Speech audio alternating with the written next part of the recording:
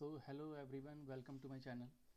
और जैसा कि मैंने आपसे प्रॉमिस किया था कि मैं आपको यूपीएसआई के प्रीवियस ईयर को क्वेश्चन एग्ज़ाम से पहले कंप्लीट करा दूंगा, और करंट अफेयर्स भी जल्द से जल्द कंप्लीट कराऊंगा, वो भी सीरीज़ में लेके आने वाला हूँ।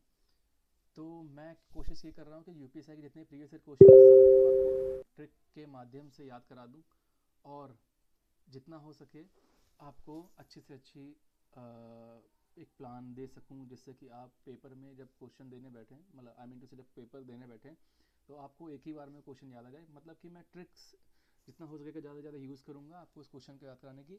और मैंने एक नया काम भी किया है कि ऑप्शंस के जरिए जितने भी ऑप्शंस मैंने लिए उससे सही आंसर तो लिखा ही है, वो मार्क किया ही है, उस ऊपर से जो बाकी 3 ऑप्शंस हैं मैंने उसके ऊपर भी काम किया, मतलब उसके ऊपर भी मैंने इंपॉर्टेंट फैक्ट लिख दिए हैं।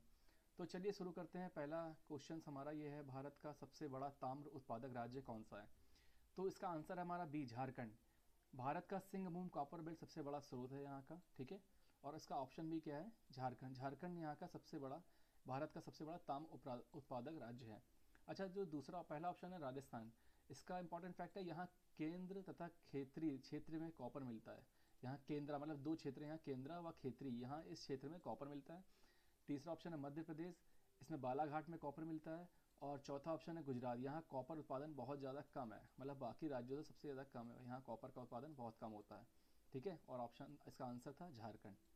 चलिए नेक्स्ट देखते हैं। समता का अधिकार, राइट टू इक्वालिटी, किस अनुच्छेद से शुरू होता है? समता का अधिकार, राइट टू इक्वालिटी, किस क्षेत्र से शुरू होता है? तो इसका सही आंसर है आर्टिकल 14, जो कि हमें समता का अधिकार देता है, इक्वलिटी बिफोर लॉ, ठीक है। अच्छा, पहला जो ऑप्शन है आर्टिकल 12, इसका इसमें जो इंपॉर्टेंट फैक्ट है इसमें क्या देता है? स्टेट की फैक्ट, स्टेट की परिभाषा देता है कि राज्य की परिभाषा। आर्टिकल 16 में इक्वल अपॉर्चुनिटीज़ इन जॉब, मतलब जॉब में क्या होता है? इक्वल अपॉर्चुनिटीज़ जो हमें अधिकार देता है वो आर्टिकल 16 देता है। अच्छा, आर्टिकल 18 का काम क्या होता है? टाइटल का एबॉलिशन, जैसे एस सर, राजा, ये सब उपाधियाँ जो होती है ना, ये सब हटा देते हैं। आर्टिकल 18 के थ्रू ये सब हटा दिया जाता है, ये नहीं दिया जाता है, ठीक है। अच्छा, अगला क्वेश्चन देखते हैं। डीएनए का पूरा नाम क्या है? डीएनए का पूरा नाम क्या है? तो डीएनए का पूरा नाम है डिओक्सिरिबो न्यूक्लिक एसिड, ठीक है। और यही इसका सही आंसर है। और इसका जो पहला ऑप्शन है डीएक्सो न्यूक्लिक एसिड, ये गलत है। नेक्स्टो रेबीज ए न्यूक्लिक एसिड, ये भी गलत है, ठीक है। तो सही आंसर है डिओक्सी रिबो न्यूक्लिक एसिड, ठीक है। तो ये ध्यान रखिएगा, डीएनए का पूरा नाम है। अगला क्वेश्चन देखते हैं दोस्तों। प्रधानमंत्री जन धन योजना शुरू कब करी गई थी? तो ये बेसिकली 2014 शुरू की गई थी, जब नरेंद्र मोदी सरकार आई थी तो उसने आते ही जन धन योजना शुरू करी थी। ये 28 अगस्त 2014 को लॉन्च करी थी। और 2013 में ये योजना नहीं, मैंने इसे बताया कि जैसे मोदी सरकार 2014 में बनी थी तैसे इन्होंने 28 अगस्त 2014 को लॉन्च कर दिया था। 2016 में इस वर्ष यूपीआई व डिजिटल पुश बढ़ा था, मतलब 2016 में इन्होंने यूपीआई के थ्रू जो काम करना शुरू किया था उसमें ज़्यादा फोकस किया था। और 2018 में पीएमजेडीवाई का फेज़ 2 आया था, तो ये भी आपको याद रखना है दोस्तों। अगला क्वेश्चन है, गंगा का उद्गम स्थल कहाँ है? तो गंगा का उद्गम स्थल गोमुख है। गोमुख ग्लेशियर से असली उद्गम स्थल है इसका, गंगा का। और गंगोत्री इसका मुख्य तीर्थ स्थान है। यमुनोत्री यमुना का स्रोत है। और केदारनाथ एक धार्मिक स्थल है, ठीक है। बाकी मैंने ऑप्शंस के बारे में भी बता दिया आपको कि सही तो इसका गोमुख है, गोमुख ग्लेशियर है, यहाँ से ये गंगा का उद्गम होता है। बाकी केदारनाथ धार्मिक स्थल है, यमुनोत्री यमुना का स्रोत है, गंगोत्री मुख्य तीर्थ स्थान है, ठीक है। अगला क्वेश्चन देखते हैं। भारत में सबसे पहले कौन सा कोविड वैक्सीन उपलब्ध हुआ था? आप सबको पता ही होगा कि कोविड बहुत ही भयंकर बीमारी चली थी अभी कुछ साल पहले ही। तो सबसे पहले वैक्सीन कौन चली थी? कोविशील्ड बड़े पैमाने पर उपलब्ध किया गया था, भारत की थी कोविशील्ड, ठीक है। कोवैक्सीन जो थी, कोवैक्सीन भारत बायोटेक द्वारा बनाई गई थी कोवैक्सीन। जाइकोव डी, ये डीएनए आधारित वैक्सीन थी, डीएनए आधारित vaccine ZyCoV D. Sputnik V, ये रूस का था, ये तो पता ही होगा, सबसे पहले रूस ने अपने और खुद पे और अपनी बेटी पे लगा करके शुरू किया था, ये दिखाया था जनता को कि पहले मैं यूज़ कर रहा हूँ। तो ये भी आपको याद रखना है। अगला क्वेश्चन है, आईपीएल में सबसे अधिक रन किसके नाम है? आईपीएल में सबसे अधिक रन किसके नाम है? तो जैसा कि हम जानते हैं, सबसे हमारे जो चीकू हैं विराट कोहली, सबसे ज़्यादा रन इन्होंने बनाए थे, ठीक है। और एम एस धोनी के बारे में अगर जाने तो ये महान फिनिशर है, पर टॉप रन स्कोरर नहीं है, ठीक है, ये महान फिनिशर है। डेविड वार्नर, ये ओपनर है, बहुत अच्छे ओपनर हैं और ऑरेंज कप विनर भी हैं, ऑरेंज कैप विनर है। रोहित शर्मा हमारे सक्सेसफुल कैप्टन है, ठीक है। उसके बाद देखते हैं अगला क्वेश्चन। भारत की पंचवर्षीय योजना किस वर्ष समाप्त हुई थी? भारत की पंचवर्षीय योजना 2017 में समाप्त हुई थी। 5 ईयर प्लान जो था, ये पंचवर्षीय योजना 2017 में समाप्त हो गई थी। और उसके बाद हमें पता है कि अब उसका नाम चेंज करके नीति आयोग कर दिया गया था। और अगर ऑप्शन पहला देखें तो 2012 में 12वीं योजना शुरू करी गई थी। 2014 में सरकार बदल गई थी, वो पता ही आपको, नरेंद्र मोदी सरकार आ गई थी, कांग्रेस चली गई थी। और 2020 में वैसे कोई योजना लागू नहीं करी गई थी ऐसे पंचवर्षीय योजना से रिलेटेड। बाकी कोई करी होगी तो पता नहीं, लेकिन 2000 पंचवर्षीय योजना से रिलेटेड कोई योजना लागू नहीं करी थी 2020 में, ठीक है। अच्छा, F बराबर m ए किसका नियम है? तो ये न्यूटन का दूसरा नियम है। F का मतलब है फोर्स, m का मतलब है मास, और a का मतलब है एक्सेलरेशन, ठीक है। बाकी देखते हैं, अगला ऑप्शन देख लेते हैं। तीसरा नियम क्या है न्यूटन का? ये है every action has equal opposite reaction. और पहला नियम क्या है न्यूटन का? लॉ ऑफ इंटरनल, ठीक है। लॉ ऑफ इंटरनल का न्यूटन का पहला नियम है। गुरुत्वाकर्षण क्या है? Universal gravitational law. गुरुत्वाकर्षण क्या बोलते हैं? यूनिवर्सल ग्रेविटेशनल लॉ, ठीक है। अगला क्वेश्चन देखते हैं। कोडिंग डिकोडिंग तो क्या किंग होगा? कोडिंग डिकोडिंग, अच्छा ये मेरे ख्याल से रीजनिंग का क्वेश्चन आ गया है, तो मैं ये छोड़ देता हूँ, ठीक है। ये मैं ध्यान नहीं दूंगा क्योंकि कोडिंग डिकोडिंग के रीजनिंग मैथ की मैं क्लास अलग से लूँगा। तो अगला क्वेश्चन देखते हैं। अच्छा, लॉफिंग गैस कौन सी होती है? लॉफिंग गैस होती है हमारी N2O, लॉफिंग गैस होती है, ठीक है। और C2O हमारी नॉर्मल गैस होती है। NH3 हमारी एमोनिया गैस होती है, इसकी तीखी गंध आती है। H2S सड़े अंडे जैसी गंध वाली गैस होती है। अच्छा, ये भी याद ध्यान रखिएगा कि ऑप्शन तो इसका जो आंसर है वो N2O है, नाइट्रोजन ऑक्साइड है। लेकिन बाकी मैंने जो ऑप्शन लिखे हुए हैं ये भी बहुत इंपॉर्टेंट, इनके बारे में पूछ सकता है कि NH3 कैसी है, तो NH3 अमोनिया है, मतलब तीखी गंध है। H2S कैसी गंध है? तो सड़े अंडे जैसी गंध आती है, ठीक है। आगे देखते हैं। 1857 की क्रांति की शुरुआत कहाँ हुई थी? तो जैसे आप लोगों से पता ही है कि मेरठ से हुई थी। मेरठ से ही थे हमारे मुझे यार नाम नहीं याद आ रहा अभी, एक पंडित जी थे हमारे, उन्होंने शुरुआत करी थी मेरठ से। तो 1857 की क्रांति शुरू करी गई थी मेरठ से, मिलिट्री कंटोनमेंट से बगावत करके, ठीक है। और झांसी में क्या होता, महिला का नेतृत्व किया था, महिलाओं का, रानी लक्ष्मी, मतलब महिला नेतृत्व में जो थी वो रानी लक्ष्मीबाई थी हमारी।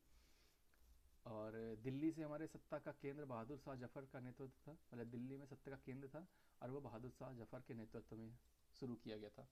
कानपुर से हमारे नाना साहब ने किया था, ठीक है। ये भी आपको याद रखना है कि जो क्रांतियाँ शुरू हुई थी झांसी में रानी लक्ष्मीबाई ने करी थी, दिल्ली से बहादुर शाह जफर ने, कानपुर से नाना साहब ने, ठीक है। तो ये भी आपको याद रखना है। अच्छा, जीएसटी भारत में कब लागू हुआ था? तो जीएसटी भारत में 1 जुलाई 2017 को लागू हुआ था। ये ऑफिशियल रोल आउट था, ठीक है। ये आपको ध्यान रखना है कि 1 जुलाई 2017 को ऑफिशियल रोल आउट था।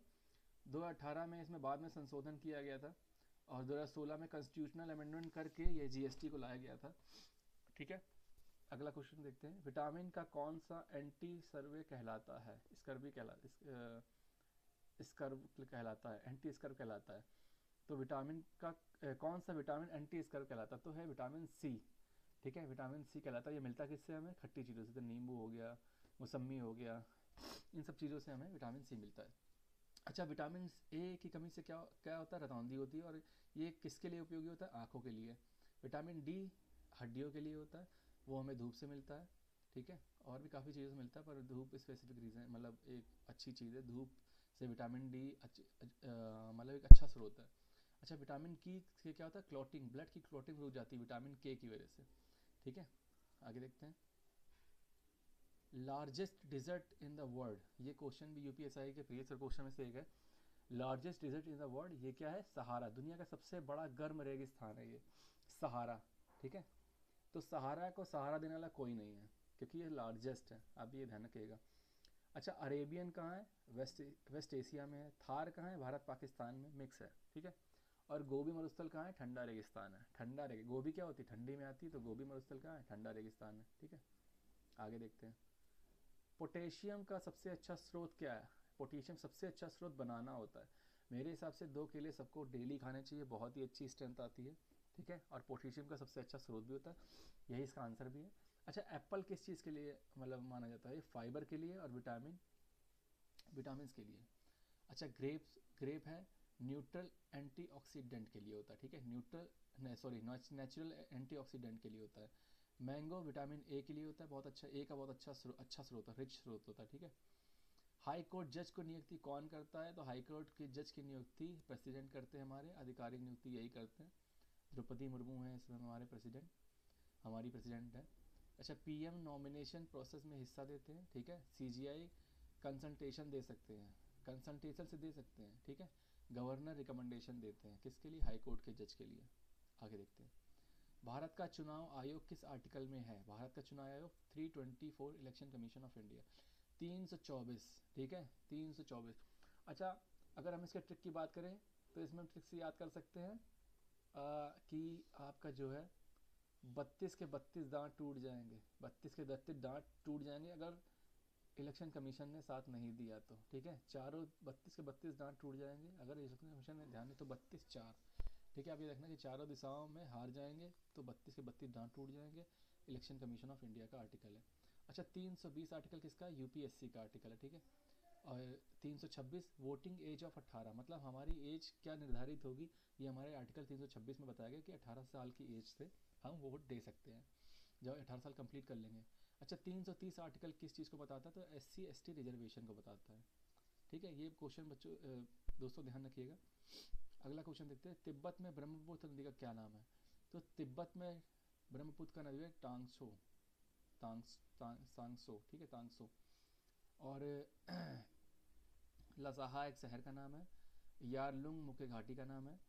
सीपीयू का ब्रेन क्या कहलाता है? सीपीयू का ब्रेन कहलाता है ALU, अर्थमेटिक लॉजिकल यूनिट, ठीक है। अर्थमेटिक लॉजिकल यूनिट, ये सीपीयू का ब्रेन कहलाता है। सीयू का फुल फॉर्म क्या होता है? Control unit. मदरबोर्ड एक हार्डवेयर बेस होता है। ROM ये परमानेंट मेमोरी होता है, ये ध्यान रखिए। एक RAM होता है रैम, और ये है ROM, ये होता है रोम, ये परमानेंट मेमोरी होती है, ठीक है। अच्छा, कौन सी गैस ग्रीन हाउस गैस है? तो ये हमारी CO2 ग्रीन हाउस गैस है, ठीक है। कौन सी गैस हमारी ग्रीन हाउस गैस है? तो ये होती है CO2, ठीक है, कार्बन डाइऑक्साइड। अच्छा, ये O2 क्या है? रेस्पिरेशनल गैस है। और H2 क्या है? नॉन GHG गैस है, ठीक है। अगला देखते हैं, भारत का पहला उपग्रह आर्यभट्ट कब लॉन्च हुआ था? तो ये होता 1975, सोवियत संघ से लॉन्च हुआ था, ठीक है। भारत का पहला आर्यभट्ट ये लॉन्च हुआ था 1975 में, ठीक है। 1980 में लॉन्च हुआ था रोहिणी उपग्रह, ठीक है। 1985 में लॉन्च हुआ था इनसैट श्रृंखला, ठीक है। इनसैट श्रृंखला कब लॉन्च हुई थी? 1985 में, ये ध्यान रखिएगा। अच्छा, यूएनओ का मुख्यालय कहाँ है? यूएनओ यूनाइटेड नेशन ऑर्गेनाइजेशन, इसका है आंसर न्यूयॉर्क, ठीक है। यूनाइटेड नेशन ऑर्गेनाइजेशन ये है न्यूयॉर्क, यूनो। तो हम लोग कहते हैं ना यूनो ऐप चलाओ, और ये क्या अभी नई ऐप है, न्यू ऐप है, ये न्यू ऐप है, क्या है? न्यू ऐप है यूनो। अभी आपने देखा होगा SBI की आ है योनो ऐप, तो योनो से हम यूनो याद कर लेते हैं कि अभी SBI की न्यू ऐप है योनो, ठीक है। अच्छा, जिनेवा में किसका ये मुख्यालय है? UNHRC का है, UNHRC का है। पेरिस में यूनेस्को का है, और रोम में FAO का है, ठीक है। ये ध्यान रखिएगा दोस्तों, ये बहुत इंपॉर्टेंट क्वेश्चन है, ये भी आ सकते हैं इस बार। ऐसा नहीं कि प्रीवियस क्वेश्चन से ही क्वेश्चन आएंगे या बहुत ज़्यादा क्वेश्चन प्रीवियस उठाएंगे, ऐसा नहीं है। हमें कुछ क्वेश्चन देखने होंगे जो अभी इंपॉर्टेंस चल रहे हैं, बाकी एग्जामों में भी आए, तो ये भी हो सकता है कि वहाँ से उठाएं, प्रीवियस क्वेश्चन से तो क्वेश्चन उठाएंगे ही वो लोग, ठीक है। अगला देखते हैं, मिनिस्ट्री ऑफ माइनॉरिटी अफेयर ये कब बना था? मिनिस्ट्री ऑफ माइनॉरिटी अफेयर ये 2006 में बना था, ये वास्तविक संगठन बना था, ये वास्तविक संगठन है 2006 में, ठीक है। तो ये क्या है? माइनॉरिटी से कोई छेड़छाड़ ना करे, इसलिए 6 में बना था, ये ध्यान रखिएगा, आप ट्रिक याद रखिएगा। माइनॉरिटी से कोई छेड़छाड़ ना करे, इसलिए 2006 में बना था। अच्छा, 1998 अस्तित्व ने, हाँ 1998 मतलब इसका अस्तित्व ही नहीं था, क्या बोलते हैं इसका, माइनॉरिटी अफेयर्स का, ये बाद में बना है, 2006 में बना, तो बाकी तो ऑप्शन ही बेकार है। आगे देखते हैं, यूनिवर्सल डोनर कौन सा होता है? आपको पता ही होगा दोस्तों, जैसे यूनिवर्सल डोनर हमारा होता है O-, यूनिवर्सल डोनर होता है, मतलब दे सकता है, ठीक है। AB+ क्या होता है? यूनिवर्सल रेसिपिएंट होता है, मतलब यूनिवर्सल रेसिपिएंट किसी से भी ले सकता है, शायद मेरे ख्याल से, मुझे इतना अभी ध्यान नहीं आ रहा। AB+ यूनिवर्सल रेसिपिएंट होता है, डोनर होता है। अच्छा, O+ क्या था? कॉमन ब्लड ग्रुप होता है O+, किसी को भी दे किसी का भी दे किसी को भी दे सकता है, ठीक है, शायद यही है। अभी मुझे इसमें एग्जैक्टली पता नहीं चल रहा है, कि याद नहीं आ रहा क्या था, लेकिन चलिए अभी इसका फिलहाल तो याद करिए, यूनिवर्सल डोनर हमारा कौन सा था? O- होता है यूनिवर्सल डोनर, किसी को भी दे सकता है, ठीक है। AB+ एक बहुत रेयर ग्रुप होता है, बहुत कम लोगों में AB+ मिलता है, ठीक है। अच्छा, O+ मेरे ख्याल से क्या होता है ना, कॉमन ब्लड ग्रुप होता है, ये किसी को भी दे सकता है मेरे ख्याल से, ठीक है। चलिए दोस्तों, अगला क्वेश्चन, अगला जो पार्ट है पार्ट 4, ये पार्ट थर्ड हम कल देखते हैं। और वीडियो कैसा लगा आपको मुझे ज़रूर बताइएगा। मैं कोशिश करूँगा कि अधिक से अधिक क्वेश्चन आपको ट्रिक से याद कराऊँ और जल्द से जल्द आपके यूपीएसआई के प्रीवियस ईयर क्वेश्चन सारे कंप्लीट कर दूँ।